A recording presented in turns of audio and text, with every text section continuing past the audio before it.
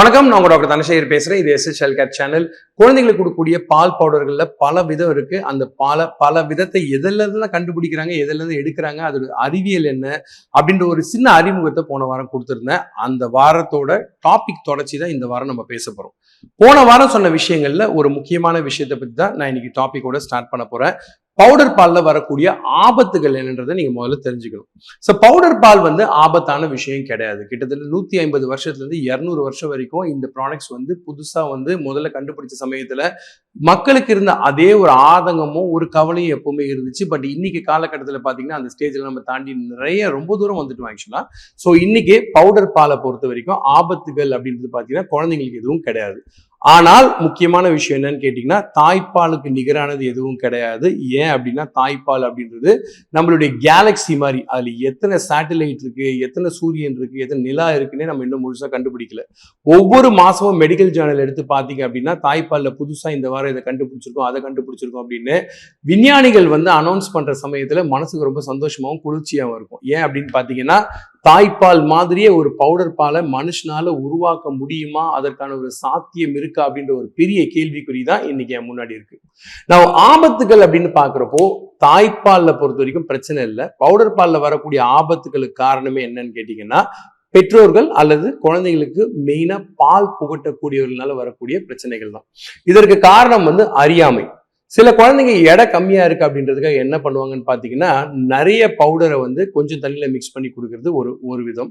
இன்னொரு விதம் என்னன்னு பாத்தீங்கன்னா, சார் பவுடர் பால் விலை ரொம்ப கூட இருக்கு, பசும்பால் மாட்டுப்பால் குழந்தைக்கு 1 வயசுக்கு முன்னாடி கொடுக்கூடாதுன்னு சொல்றீங்க, பவுடர் பால் ஒரு டப்பா 500 இருந்து 600 ரூபாய் இருக்கு, இது கட்டுப்படி ஆகுது சார், அதனால நிறைய தண்ணிக்கு கொஞ்சமா பவுடர் போட்டு கொடுக்குறேன் சார் அப்படின்னு சொல்லக்கூடிய இன்னொரு சாராரும் இருக்காங்க.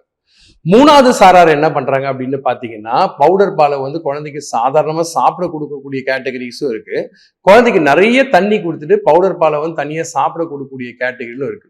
ஸோ 25 ஆண்டு கால அனுபவத்துல பாத்தீங்கன்னா ஒரு மருத்துவரா இந்த மாதிரி பல பிரச்சனைகளை காலம் எனக்கு சொல்லி கொடுத்துட்டே இருக்கு. பட் இதுல ஏன் நீங்க பயப்படணும் அப்படின்னு கேட்டீங்கன்னா, முக்கியமான விஷயம் என்னன்னா, நம்ம பாலை டைல்யூஷன் அப்படின்னு சொல்றது. பொதுவாக வீட்டுல இருக்கக்கூடிய தாய்மார்கள் எல்லாருக்கும் அரிசி வடிக்க நான் சொல்லி கொடுக்க போறது கிடையாது. ஒரு அழகு சோறுனா ஒரு அழகு தண்ணி வச்சிங்க அப்படின்னா தான் பதமா சோறு வரும், கொழகொழப்பா வராது, சோறு கெட்டி ஆகாது. ஆனால் தாய்ப்பாலை பொறுத்த வரைக்கும் நீங்க கவனிக்க வேண்டிய விஷயம் என்னன்னா, இந்த டைல்யூஷன் சொல்லக்கூடிய இந்த ப்ரொபோர்ஷன் மாறுச்சு அப்படின்னாலே குழந்தைங்களுக்கு பிரச்சனை உடம்புல என்ன வரும்னு பாத்தீங்கன்னா, சால்ட்ஸ்ன்னு சொல்லக்கூடிய உப்புக்களோட அளவு மாறும். உப்புகளோட அளவுகள் மாறுற சமயத்துல என்ன ஆகும்னு பாத்தீங்கன்னா, சில குழந்தைங்களுக்கு சோடியம்னு சொல்லக்கூடிய சால்ட் ரொம்ப அதிகமாகும்.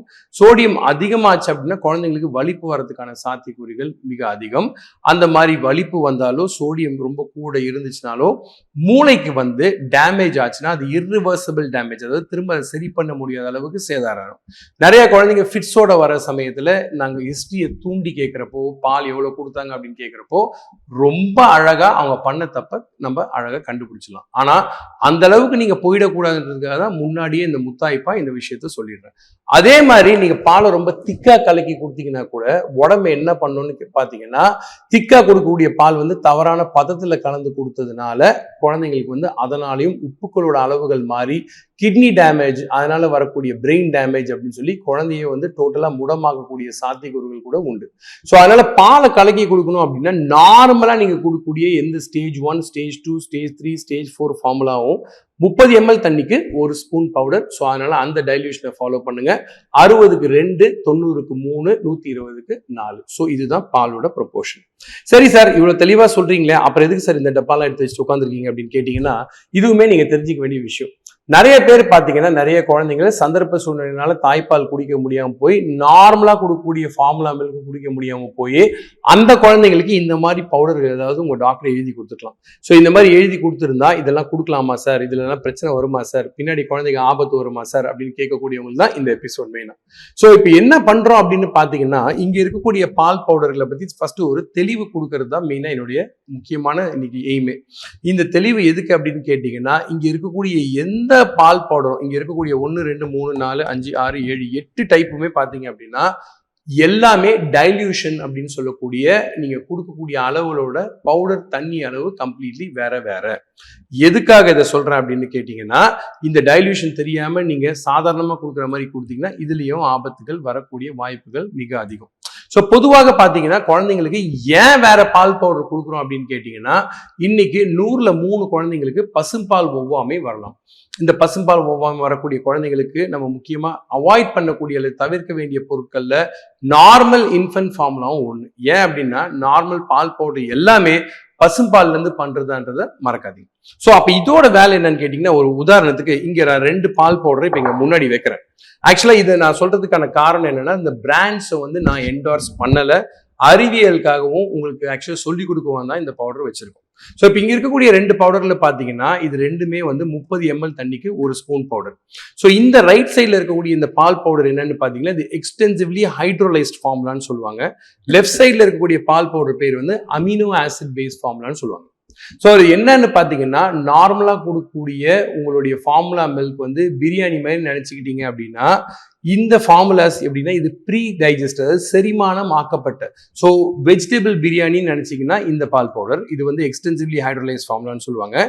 அல்லது பிரியாணி சாப்பாடுல இருக்கக்கூடிய எல்லா கேலரிஸ், நியூட்ரிஷன் எல்லாம் ஆனா கஞ்சி வடிவத்துல இருந்தா அது இந்த பால் பவுடர்.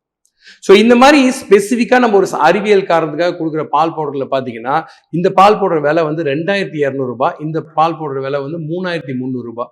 சாதாரணமா பால் பவுடர் விலை என்னன்னு பாத்தீங்கன்னா 600 ரூபாய் வரைக்கும் போகலாம், சிலது வந்து 700 ரூபாய் வரைக்கும் போகலாம். ஸோ இந்த மாதிரி ஸ்பெஷல் காரணங்கள் பசும்பால் ஒவ்வாமையினால கொடுக்க வேண்டிய ஒரு சூழ்நிலை வந்துச்சு அப்படின்னா, தயவு செய்து மருத்துவரோட ஆலோசனையை பெற்று அதுக்கேற்ற மாதிரி செய்யுங்க. சார் இவ்வளவு விலைலாம் பால் பவுடர் இருக்கா சார், எனக்கு இதெல்லாம் தெரியவே தெரியாது சார், வேற ஆல்டர்னேட்டிவ்ஸ் என்ன சார் இருக்கு அப்படின்னு கேட்கக்கூடிய தாய்மார்களுக்கு இந்த பால் பவுடர் ரொம்ப ரிசர்வ்டான சிச்சுவேஷன்ஸ்க்கு எடுத்து வச்சுட்டு இதை மறுபடியும் பின்னுக்கு வச்சிருவோம். ஸோ நெக்ஸ்ட் கொஸ்டின் வந்து நான் போட்டிருந்த இன்ஸ்டாகிராம் வீடியோல எல்லாரும் கேட்ட ஒரு கேள்வி, சார் இந்த ஐசோமில் அப்படின்ற இந்த பால் பவுடர் இங்க இருக்கு சார், இதோட டைல்யூஷன் என்ன அப்படின்னு கேட்குறாங்க. ஸோ இதுல முக்கியமா என்னன்னு பாத்தீங்கன்னா, இந்த ஐசோமில் அப்படின்றது ஒரு சோயா ஃபார்முலா. சோயா ஃபார்முலா அப்படின்றது எதுக்காக கொடுக்குறோம் அப்படின்னு பாத்தீங்கன்னா, பால் ஒவ்வாமை இருக்கக்கூடிய குழந்தைங்களுக்கு ரொம்ப சேஃபான ஆல்டர்னேட்டிவ் ஆப்ஷன் பாத்தீங்கன்னா அது சோயா ஃபார்முலா தான். ஸோ இந்த சோயா ஃபார்முலால இந்த பர்டிகுலர் பிராண்டுக்கு மட்டும் 60 ml தண்ணிக்கு 1 ஸ்பூன் பவுடர். ஸோ இது 60 ml அப்படின்னு பாத்தீங்கன்னா, அப்ப இது உள்ள இருக்க ஸ்பூன் அளவு பாத்தீங்களா, அது நார்மலா இருக்கக்கூடிய ஸ்பூன் அளவு இருக்காது. நார்மல் ஸ்பூன் அளவு 5.4 கிராம். ஆனா இந்த பால் பவுடர்ல இருக்கக்கூடிய ஸ்பூன் அளவு வந்து 7.6 கிராம். கொஞ்சம் கஷ்டம் தான் ஞாபகம் வச்சுக்கிறது, பட் இதெல்லாம் நீங்க தெரிஞ்சுக்கிட்டீங்கன்னா உங்களுக்கு பின்னாடி காலத்துல ரொம்ப யூஸ்ஃபுல்லா இருக்கும். ஸோ இந்த வீடியோவை ரெஃபரன்ஸா வச்சுக்கலாம். அதே மாதிரி தான் இன்னொரு சோயா ஃபார்முலாவும் இங்க இருக்கு. ஸோ இந்த சோயா ஃபார்முலாவோட டைல்யூஷனும் வேற. ஸோ இதுல வந்து சார் இப்ப பால் பவுடர் இவ்வளவு சொல்லிட்டீங்க சார், எங்க டாக்டர் வந்து சில நார்மல் பால் பவுடர்லயே வேரியன்ஸ் இருக்கு சார். எப்படின்னு பாத்தீங்கன்னா, இந்த 2 பால் பவுடர் வந்து ரொம்ப காமனா வந்து எல்லாரும் யூஸ் பண்றாங்க. ஸோ இந்த வலது பக்கத்துல இருக்கக்கூடிய இந்த பால் பவுடர் எதுக்காக கொடுக்கணும்னு பாத்தீங்கன்னா, ப்ரீடேர்ம் பேபிஸ், குழந்தை எடை கம்மியா குறை மாசத்துல பிறக்கிறாங்க அப்படின்னு பாத்தீங்கன்னா, அவங்களுக்கு பவுடர் பால் கொடுக்க வேண்டிய ஒரு சூழ்நிலை வந்துச்சு அப்படின்னா நீங்க இந்த பால் பவுடர் யூஸ் பண்ணலாம்.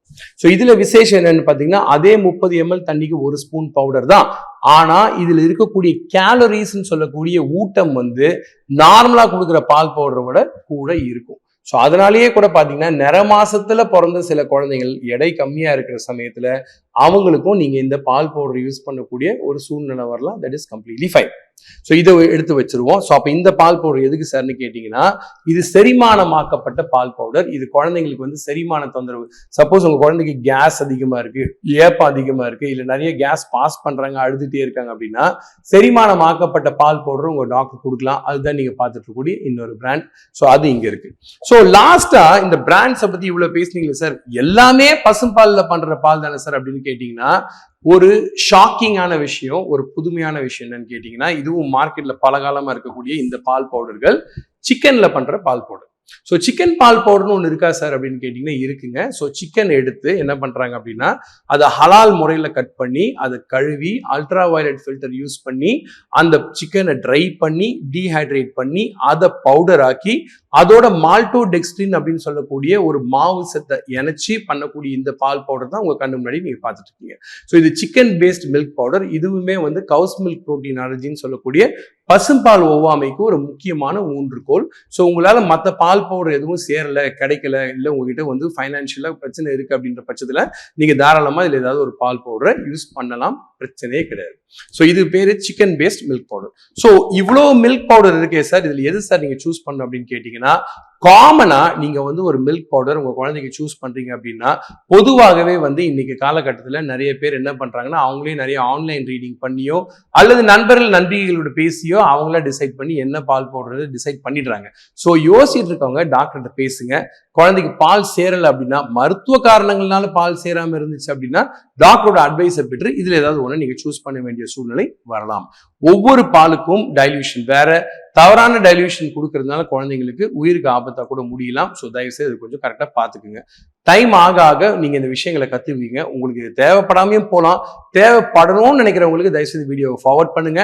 தேவைப்பட்டிருந்தா கமெண்ட்ஸ் எழுதுங்க. சேனலுக்கு தொடர்ந்து சப்ஸ்கிரைப் பண்ணுங்க அண்ட் கீப் வாட்சிங். அடுத்த வாரம் இன்னொரு எபிசோட கட்டாயம் வந்து உங்களை சந்திக்கிறேன். மிக்க நன்றி, வணக்கம், வாழ்த்துக்கள்.